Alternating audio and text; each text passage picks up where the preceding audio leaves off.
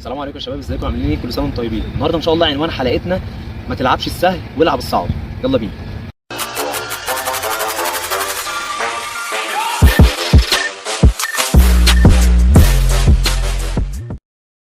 شباب معظم اللعيبه بتعملها وان هو بيلعب السهل. يعني ايه العب السهل؟ يعني انا لو بلاي ميكر او مثلا باك رايت او باك ليفت ايا كان هو المركز بتاعي، بلعب اللعب التقليدي. الكوره تكون جايه لي العب اللي في وشي، استلم اغير اتجاه جسمي والعب الناحيه الثانيه. بلعب دايما الحاجات السهله. بص يا شباب، عمرك ما هتبقى لعيب مميز ولا تلعب منتخب ولا تلعب بره مصر وتبقى لعيب محترف في انديه قويه غير لما تعرف تلعب الصعب. هديك مثال بسيط وهو نيمار، امبابي، ميسي، كريستيانو. الناس دي كلها، الناس دي لعيبه عالميه ليه؟ والفرق بينه وبينه اللعيب بمليون وفرق اللعيب 100 مليون. ايه الفرق؟ ان هو بيعرف يعمل الصعب. يعني نيمار دلوقتي تلاقيه داخل مسك الكوره عدى 1 2 3 عمل سرول للثاني جاب جول. كريستيانو عمل نفس الكلام، مش بيطور من نص الملعب يجي جوال. ميسي يرقص 5 6. الكلام ده سهل ولا صعب؟ اكيد الكلام ده صعب جدا. فالشغل الصعب يا شباب هو اللي هيخليك لعيب مميز، هو اللي هيخليك تحترف بره، هو اللي هيخليك تلعب في منتخب بلدك، هيخليك تلعب اساسي على اي حد. ان انت تعرف تلعب الصعب، انك تبقى لعيب جريء، لعيب عندك شخصيه في الملعب، لعيب ما بيخافش. انت وينج مثلا تلاقي مثلا لعيب ناشئ لسه صاعد فريق اول وعنده رهبه، يمسك الكوره يلعب اللي في وشه مش عارف ايه الكلام ده كله.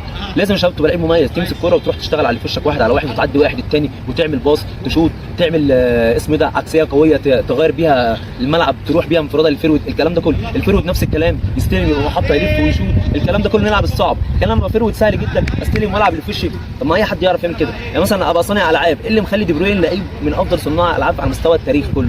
ان هو بيعرف يعمل باصات في العمق قويه، بيعرف يعمل لونجات باص، بيعرف يعمل حاجات صعبه جدا ما بيعملش اي لعيب. عشان كده بيبقى لعيب مميز. فهو الصعب يا شباب هو اللي هيخليك لعيب مميز. فهو يا شباب الموضوع كله لازم يبقى انت بتعرف تلعب الصعب. لكن طول ما انت سهل، طول ما انت بتعرف تعمل السهل، اجيب لك اي لاعب صغير عنده 13 سنه 14 سنه، سلم واستلم يا ابني. ما دي اساسيات الكوره، سلم والعب في وشك، سلم ومش لف وشك والعب الناحيه الثانيه. ما ده سهل يا شباب، اي حد يعمله. انا ايه دلوقتي؟ ايه اللي يميزني؟ ايه اللي يخليني احترف بره مصر او ان انا يبص عليا ان انا اروح منتخب؟ ان انا بعرف اعمل الصعب. فهو يا شباب طبعا في اوقات لازم العب فيها السهل، بس لازم تكون انت متقن للصعب عشان تبقى لعيب مميز. حد يجي يقول لي يا شباب مثلا ان هو المدرب بتاعي بيجبرني ان انا العب السهل.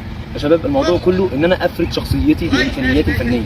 ما ينفعش ابقى لعيب وينج وتلعب السهل، لازم انا افرد شخصيتي. انت افرد شخصيتك بامكانياتك. هو بيقول لك العب السهل، العب كوره الثانيه، لكن الثالثه لازم يبقى في ريسك، لازم تاخد الكوره وتشتغل واحد على واحد وتعدي وتشوت والكلام ده كله عشان تبقى لعيب مميز. ساعتها لما تفرد شخصيتك خلاص هتديك بقى الحريه بتاعتك انك تشتغل. تبقى مثلا باك ليفت باك رايت، تاخد الكوره وتعدي وترفع اوفر، تعمل دبل باص وترفع اوفر 1 2 وترفع اوفر، تخش تشتغل واحد على واحد ترفع اوفر، يبقى عندك ارتداد دفاعي سريع. لازم تبقى لعيب مميز، لازم تبقى لعيب بتعرف تعمل الصعب عشان تبقى مميز.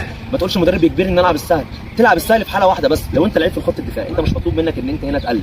لو انت سيرد باك باك رايت باك ليفت ما تقلبش. بعد نص الملعب في ناس بتغطي، ما قلتلكش انك تقلب كوره، بس قلت لك ان انت لازم تبقى جريء.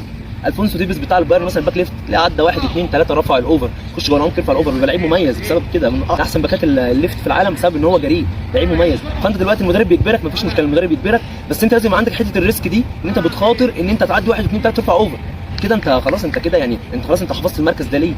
علي معلول مميز في النادي الاهلي بسبب ان هو هجوميا قوي جدا، بيعرف يعدي ويشوط ويجيب اجوان. ما هو بيعمل حاجات صعبه علي معلول، عشان كده لعيب مميز، عشان كده باك ليفت اساسي.